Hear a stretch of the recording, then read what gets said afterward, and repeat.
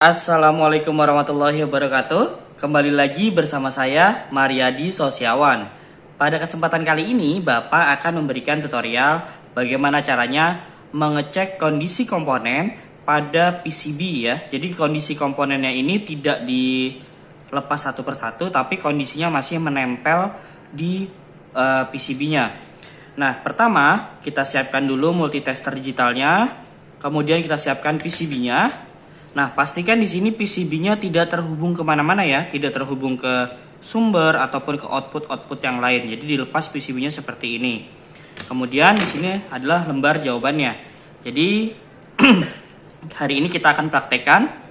Nah, di sini ada dimulai dari nomor 1 sampai dengan nomor 5. Kita mulai dari komponen yang pertama, yaitu adalah komponen nomor 1, yaitu adalah R1. Oke, kita lihat di PCB-nya R1. Pastikan kita cari dulu ya R1 ini yang mana ya. Nah, R1 ini adalah yang ini ya, komponen resistor dengan kode warna coklat, hitam, kuning, emas. Mari kita catat dulu di lembar jawabannya. Yang pertama adalah nama komponennya adalah resistor. Jenis komponennya komponen pasif ya. Nilai terbacanya tadi adalah kode warnanya coklat, hitam, kuning, emas. Kurang lebih berarti 100K plus minus 5%. Oke, untuk mengecek kondisi komponen yang masih menempel di PCB ini, perlu kita lihat juga skemanya.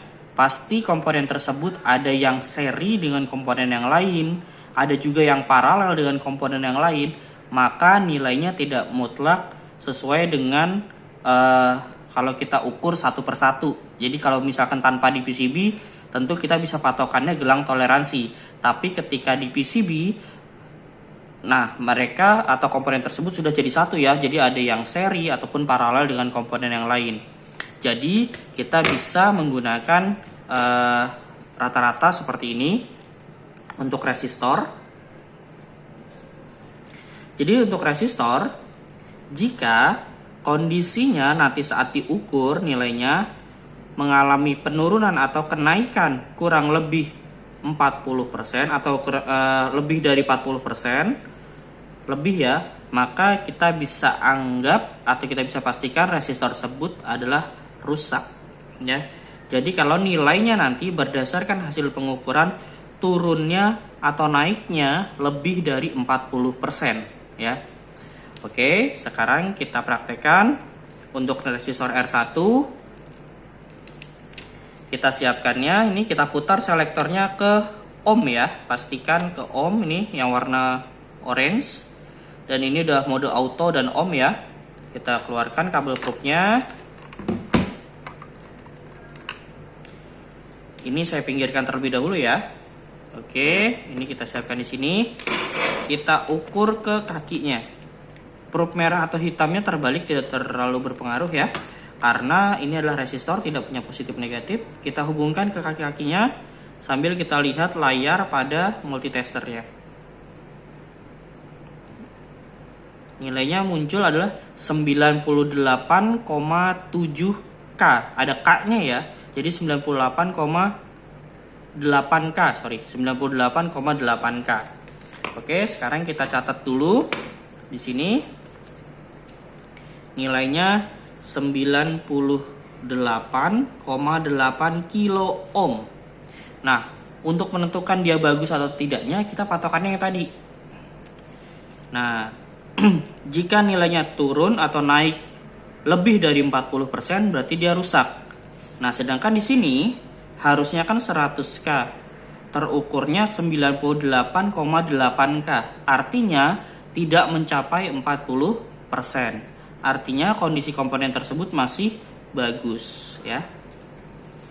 Berikutnya kita ke komponen yang nomor 2, yaitu R13. Kita cek R13 di sini. Mana R13? Oke, ini ya R13 ya. Orange, coklat, emas. Kita tulis di sini komponennya adalah komponen resistor. Jenis komponennya pasif ya. Nilai terbacanya tadi adalah 330 plus minus 5%. Oke, sekarang kita ukur. Ini saya pinggirkan. Ininya tetap ya di mode ohm. Kita hubungkan ke kaki-kakinya. Ya, pastikan terhubung sambil kita lihat layar multimeternya. Nah, muncul angka 324, oke masih berubah-ubah. Oke, 324,3 ohm. Oke, 324,3 ohm. Kita tulis 324,3 ohm. Tidak ada K-nya ya. Nah, patokannya yang tadi harusnya terukur 330, tetapi ini yang terukurnya 324. Artinya kondisinya masih bagus karena nilai penurunannya tidak mencapai 40%. Komponen yang berikutnya adalah C1 ya. C1 kita lihat dulu. C1 itu, nah ini ya. C1 ini adalah kapasitor yang warna hijau atau kapasitor polyester, atau kita bisa nyebutnya kapasitor Miller. Nilainya ada di badannya ya, nih. 2A104J. Kita tulis dulu. Namanya adalah kapasitor. Kemudian jenis komponennya masih pasif ya. Nilai terbacanya tadi adalah 2A104J atau 100 nanofarad. Nah, kemudian kita cek. Ini kita pinggirkan terlebih dahulu. Nah, untuk kapasitor. Oke. Untuk kapasitor, dia memiliki toleransi dari mulai 5% sampai dengan 20% ya. Nah, di sini kita ambil rata-ratanya kurang lebih. Jadi, jika nanti hasil pengukurannya turun ataupun naik lebih dari 20%, maka bisa kita anggap si kapasitor itu rusak. Ya, jadi kalau hasil pengukurannya nanti turun atau naik lebih dari 20%, kita anggap rusak. Nah, biasanya kapasitor-kapasitor ini sebagai filter. Nah, jadi kalau misalkan dia turun terlalu jauh, menjadikan filternya tersebut tidak bagus. Oke, ini kita pinggirkan. Nah, untuk kapasitor ini tidak bisa kita langsung ukur ya di PCB, jadi beda dengan resistor. Jadi untuk kapasitor ini perlu kita lepas salah satu kakinya, jadi tidak perlu dua-duanya. Nah, di sini Bapak sudah melepasnya ya, nih. Udah saya sedot ya di sini. Jadi saya tinggal angkat kakinya sebelah. Nah, ini ya, kelihatan ya, kakinya sebelah sudah terangkat, yang satu masih di PCB. Sekarang kita ukur menggunakan tester digital. Putar ininya ke ohm ya, masih tetap ke ohm. Ini kita tekan seleknya, kita ganti ke kapasitansi ya. NF ya ini. Relnya kita pastikan 0 dulu. Oke. Nah, ini untuk probe-nya tidak berpengaruh ya, terbalik atau tidak ya. Karena kan dia kapasitor non-polar. Oke, kita ukur sambil kita lihat. 108,9, ada N-nya ya. N kecil tuh NF. Jadi hasil pengukurannya 108,9 nanofarad. Kita hubungkan ke kaki-kakinya ya. Oke, sekarang kita catat si kapasitor 108,9 nanofarad. Jangan lupa pakai N-nya ya, nano. Nah, tadi patokannya, jika nilainya turun atau naiknya tidak lebih dari 20%, maka masih kita anggap bagus si kapasitornya.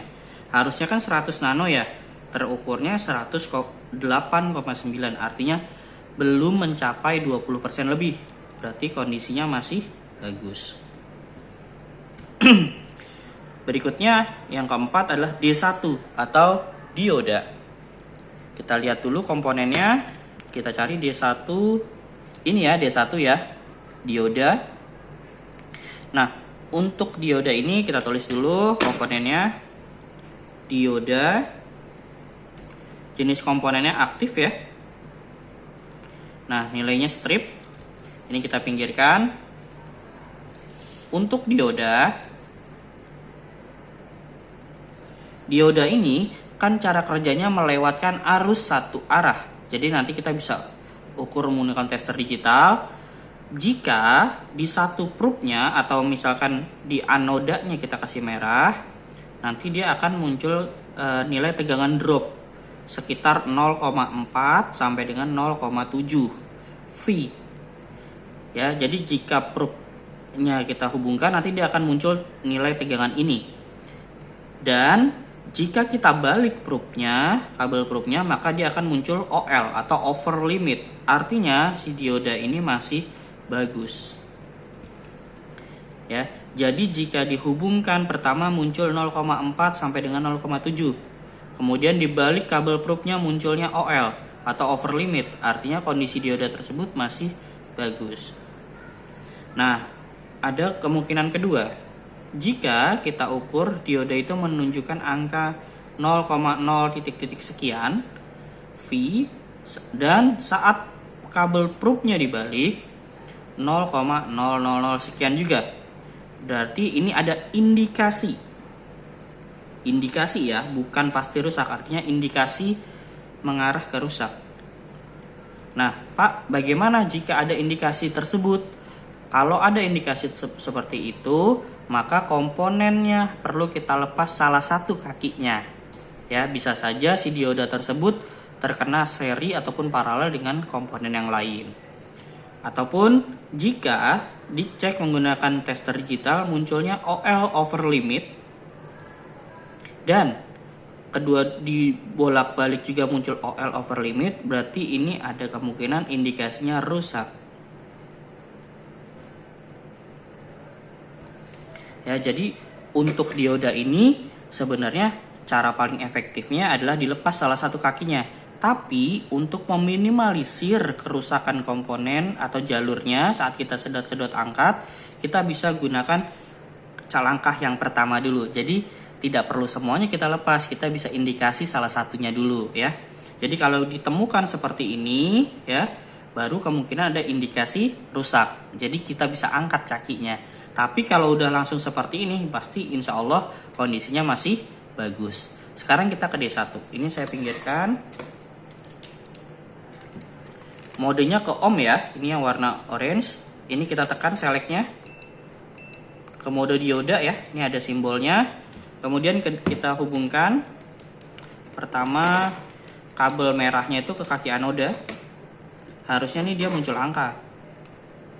Nah, muncul ya 0,494. Jika dibalik harusnya dia OL atau over limit. Kita cek.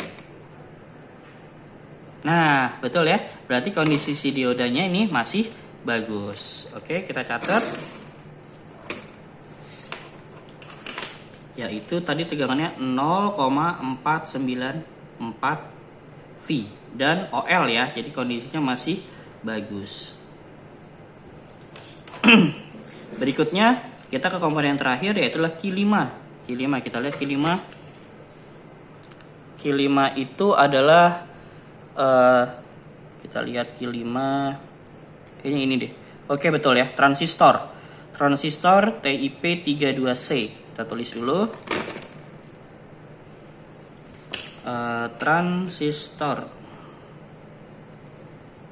jenisnya aktif ya. Kita kasih strip dulu. Oke, ini kita pinggirin ya. Nah, transistor TIP32C ini ya memiliki 3 kaki, basis, kolektor, dan emitor. Kita bisa lihat datasheet untuk mana-mana kakinya ya. Tadi saya sudah lihat yang di sini adalah kaki basis, tengahnya kolektor, pinggirnya emitor ya. Jadi kita bisa cek nanti tegangan di kaki-kakinya, tegangan dropnya. Jadi langkah pertama setelah kalian dapat transistornya, kalian lihat datasheetnya untuk melihat mana kaki, basis, kolektor, sama emitor. Nah, untuk transistor ya, kita pakai clue-nya itu adalah kaki basis menampilkan angka ya. Jadi kaki basisnya itu basis menampilkan angka. Jadi hanya kaki basis yang boleh menampilkan angka. Maksudnya gimana Pak? Maksudnya kaki basis jika digabungkan dengan kolektor harus dia menunjukkan angka. Begitu juga ketika kaki basis terhubung dengan kaki emitter, dia harus menunjukkan angka. Dan jika probe-nya dibalik, harus menunjukkan OL, over limit. Ini artinya kondisinya masih bagus. Namun, jika diukur BC-nya menunjukkan angka, dibalik juga menunjukkan angka, berarti ada indikasi rusak ya si transistornya. Makanya BC-nya harus menunjukkan angka, jika dibalik maka dia OL atau over limit. Begitu juga BE-nya. Jika di BE-nya menunjukkan angka dan dibalik menunjukkan angka OL, berarti kondisinya masih bagus. Oke, ini kita pinggirkan ya. Kita cek si transistornya. Modenya tetap ke ohm. Terus ininya selectnya kita ganti ya ke dioda. Nih ada tanda panahnya.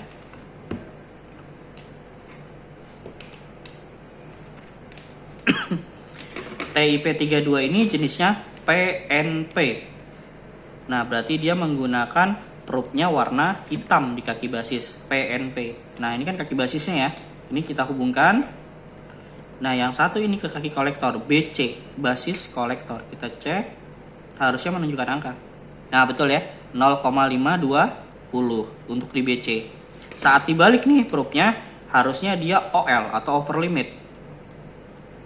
Nah, betul ya, berarti BC-nya masih bagus ya, basis kolektornya. Sekarang, kaki basisnya ke emitter, basis, terus satu lagi ke emitter, harusnya menunjukkan angka.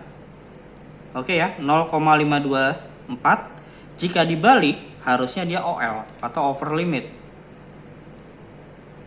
Oke, betul ya. Sekarang kita ulangin ya. Basis ke kolektor. Kita pakai tadi probe-nya probe hitam ya. Hitam, terus basis ke kolektor, kaki basis, terus yang merah ini ke kolektor. 0,52. Terus basis ke emitor. Kita cek dulu. Sorry. Nah nih, basis ke emitor 0,524. Oke, kita catat ya. Tadi basisnya atau BC-nya basis kolektor 0,52 V. Sedangkan BE-nya 0,52 yang BC-nya 0,520 ya. Nah, yang BE-nya 0,524 V.